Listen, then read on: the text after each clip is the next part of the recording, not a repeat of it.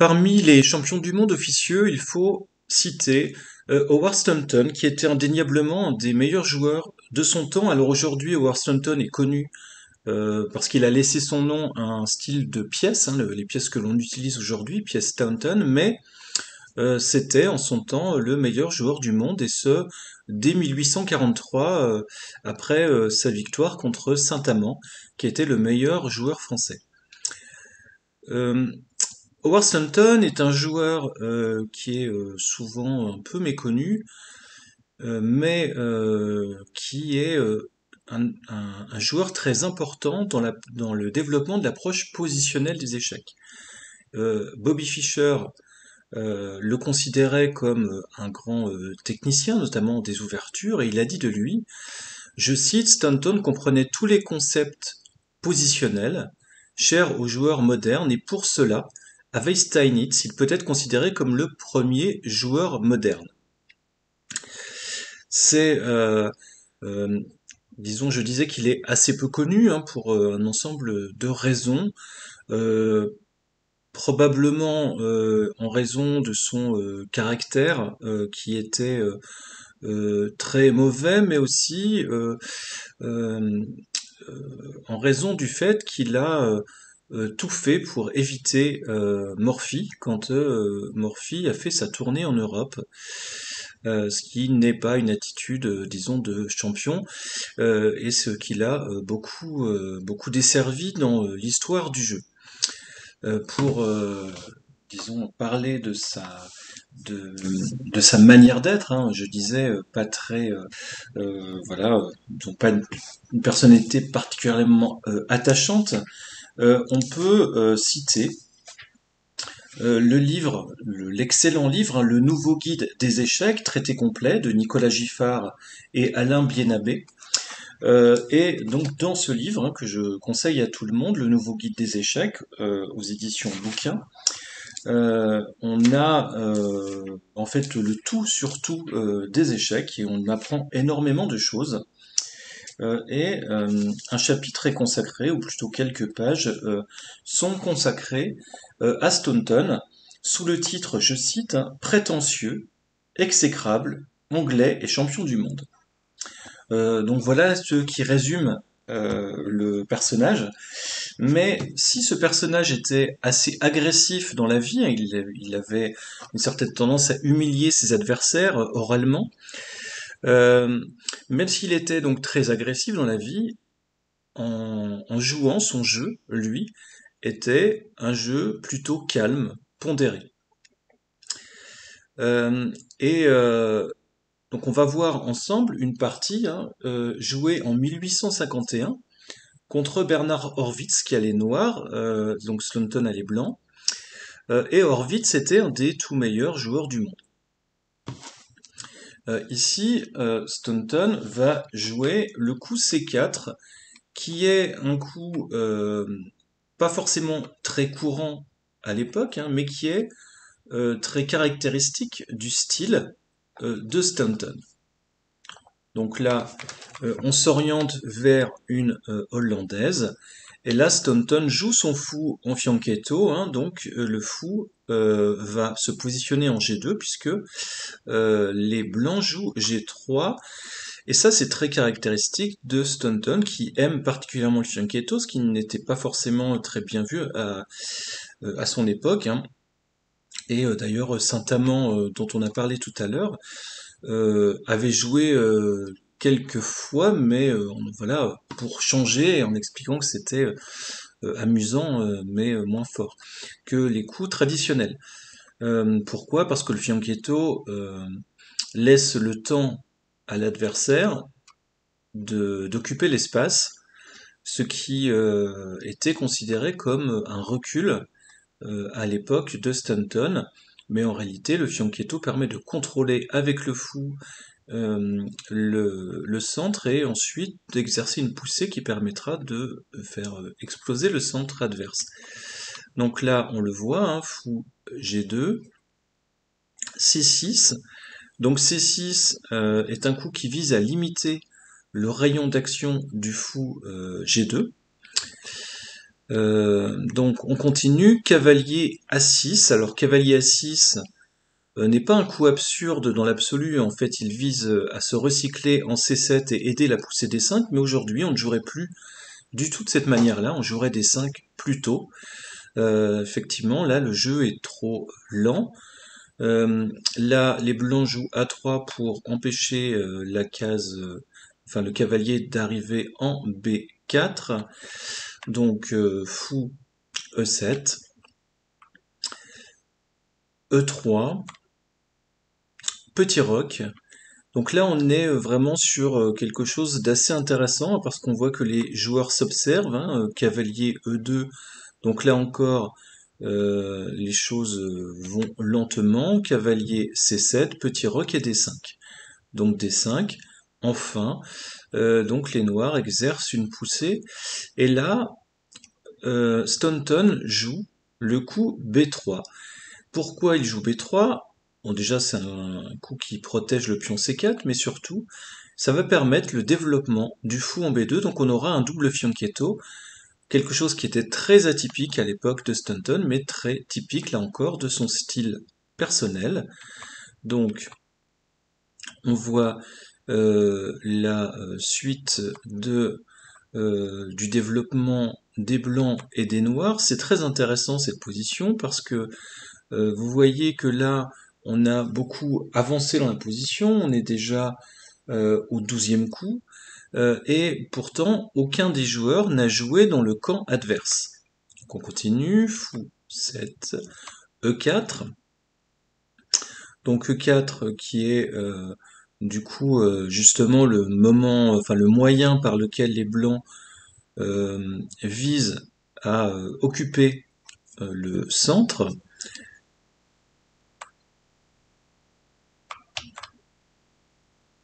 Pion prend, pion prend.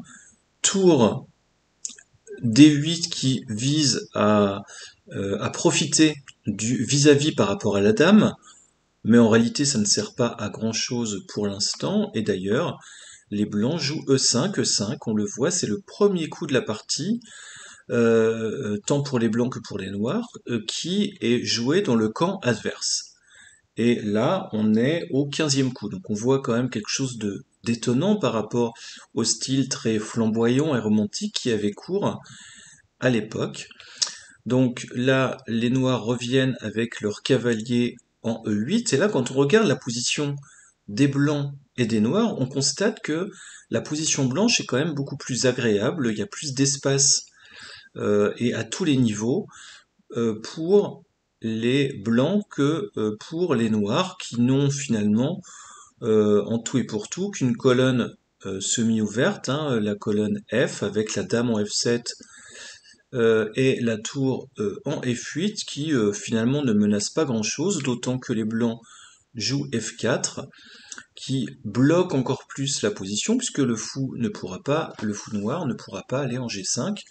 Donc là, on voit que la position des noirs est assez restreinte alors que la position des blancs est assez agréable à ce moment-là de la position. Donc là, on voit le coup dame prend C4. Les noirs, disons, jouent ce coup. On aurait pu envisager plutôt G6 qui, disons, vise à sécuriser la case F5.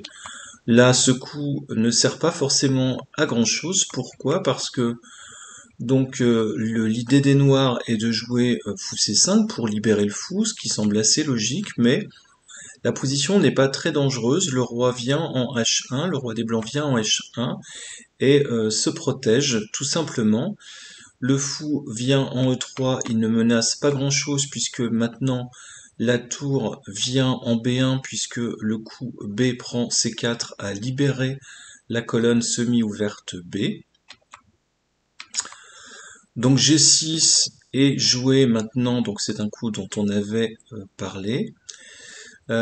Et donc là, on a Dame B3 donc qui a plusieurs intérêts, hein. Donc déjà, on vise le pion B7 et toute cette colonne B, mais aussi on peut envisager des coups comme C5 qui permettront ensuite de porter la pression sur le pion E6. Donc là, on a une position qui est quand même très intéressante, hein. Les blancs sont mieux, ils ont plus de cases pour leurs pièces. Les noirs, eux, sont obligés de mettre toutes leurs pièces en défense, hein. En preuve en est ce fou C8 hein, qui, disons, ne fait pas particulièrement rêver. Et là, les blancs jouent cavalier E4. Et cavalier E4, c'est un très bon coup, évidemment. On centralise le cavalier. Et là, ce dont on se rend compte, hein, c'est que le centre est totalement contrôlé par les blancs. Et là, on va le voir très très vite, hein, puisque il y a une proposition d'échange pour contrôler la colonne D, donc qui va se traduire par tour prend D1. Donc là, les blancs ont le contrôle de la colonne D. Et après cavalier C5, les blancs jouent cavalier D6 qui permet, alors certes, d'attaquer la dame, mais ça, je dirais, c'est pas le plus important, mais surtout de rentrer complètement dans le camp adverse, c'est-à-dire que si, euh,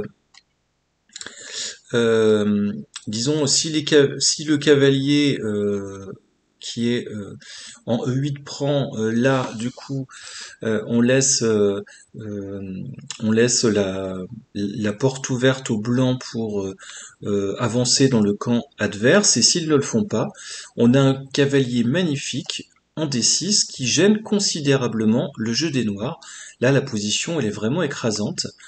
Donc, la dame vient en C7. Dans l'histoire, on a, disons, un classique, on va dire, d'un cavalier qui est très très bien placé. C'est dans une partie entre Anatoly Karpov et Garry Kasparov. Garry Kasparov qui avait, alors la situation était inversée, hein, mais qui avait joué un cavalier en D3 dans le camp adverse qui empêchait complètement Karpov de jouer. On l'avait appelé cavalier pieuvre. Finalement, là, on retrouve quelques années, de nombreuses années avant, déjà cette même idée. Donc là, on voit disons la position qui avance avec un repli de la part des Noirs hein, qui essayent de bloquer un petit peu la case F5 et qui essayent de protéger la case E6 qui est quand même toujours en difficulté. Donc ça ne gêne pas les noirs qui continuent d'avancer leur pion et de menacer la poussée F5. Donc la dame bouge, mais finalement on voit que les noirs bougent sans arrêt les mêmes pièces sans beaucoup avancer, hein. Donc ça c'est assez typique.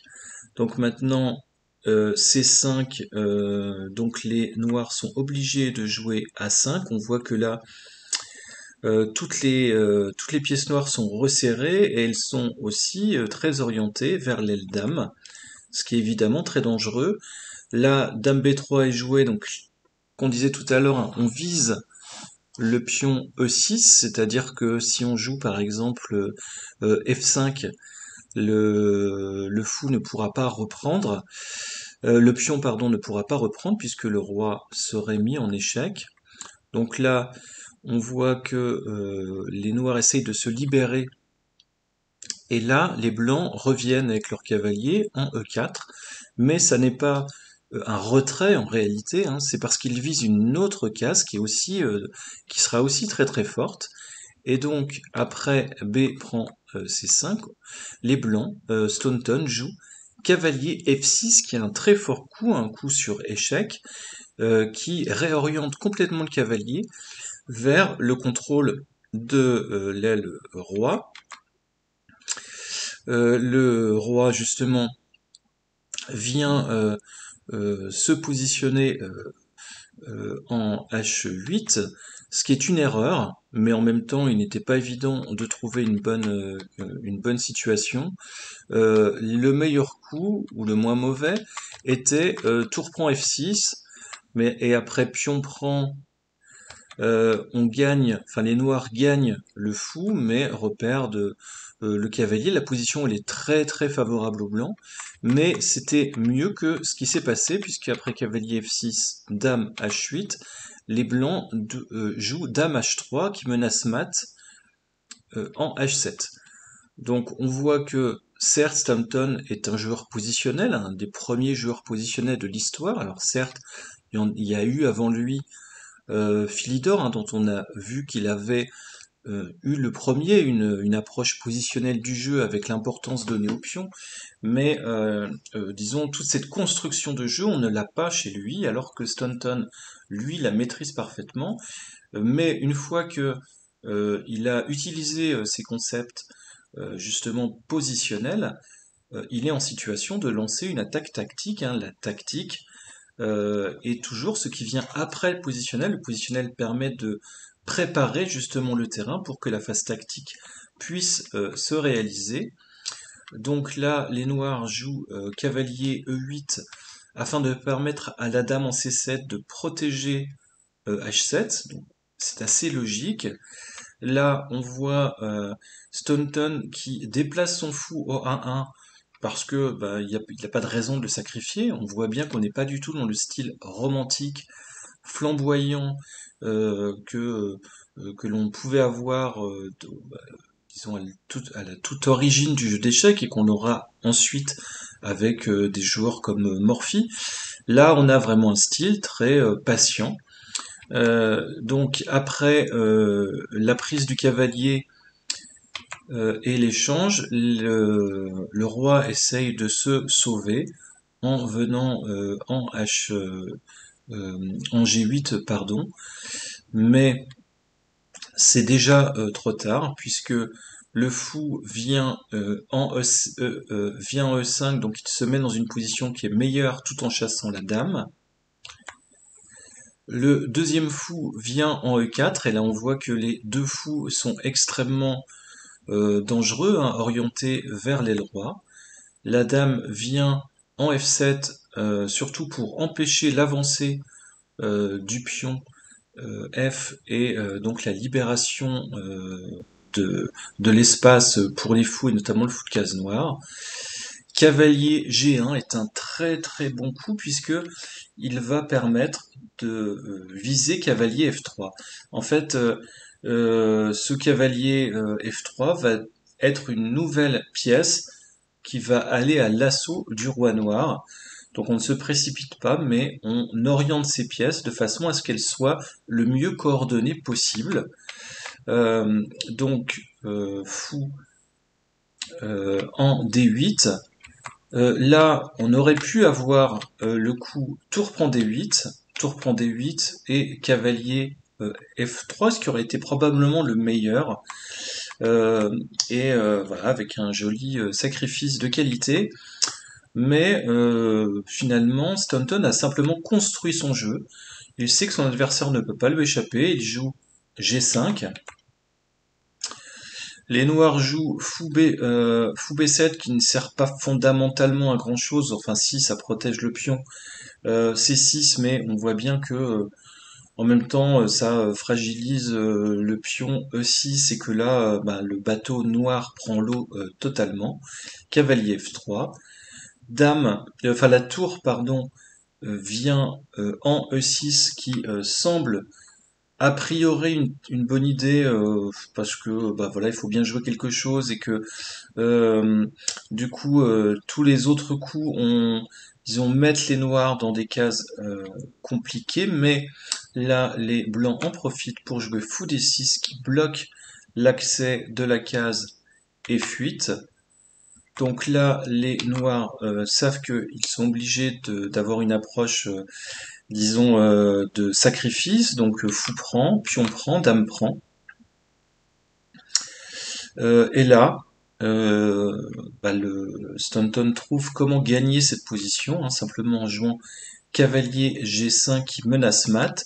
les noirs sont obligés de jouer leur dame en G7, mais maintenant, on va avoir une belle déviation avec fou E5. Le fou est imprenable parce que sinon, dame prend fou, dame H3 prend en H7 échec, puis en F7 échec et mat.